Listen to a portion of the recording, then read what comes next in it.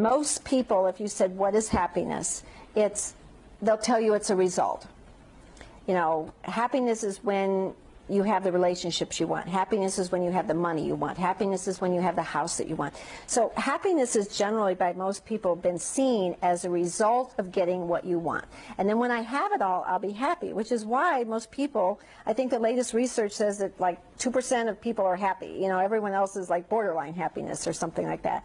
And I think it's because if that's how we see it, that we have to have all these things, then we're never going to be happy, because we get the house, but then it's not big enough. We get the relationship, but it's not, you know, strong enough. We get the, you know, job, but it's not exactly what we wanted. And so I realized years and years and years ago that they've got it backwards. Happiness is not the result of getting what you want. Happiness is the catalyst that allows you to get what you want. In other words, happiness has to come first. You have to choose happiness first. And people will say, well, how am I going to be happy if I don't have the job I want? Well, how are you going to get the job you want if you're not? No one wants to love you if you're unhappy. No one wants to hire you if you're unhappy. We're not going to lose weight if we're unhappy. We're not going to find our soulmate if we're unhappy. So if we're in a state of unhappiness, all these things that we want that are going to make us happy aren't going to come. And I think a lot of people, the law of attraction is being talked about right now. And I think really what they're talking about is that what you send out, okay, is a lot of what's going to come back. The song that goes, if you want to be loved, then be lovable, you know.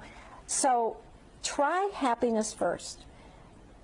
If I am the kind of person who's joyful and content and happy with my life, then I'm going to attract people who are also that way, which will then end up with me having the relationship I've wanted. If I'm happy with my job, even though it may not be what I want to be doing 10 years, 20 years down the road, but if I'm content on doing it the best and being happy as I'm doing it, then I'm going to get promoted, or people are going to see me, or other companies are going to want to have me. So if we can allow happiness to be first and not be whining, griping, complaining, and waiting to have it all, I think what's going to happen is most people are going to end up with exactly what they wanted to begin with.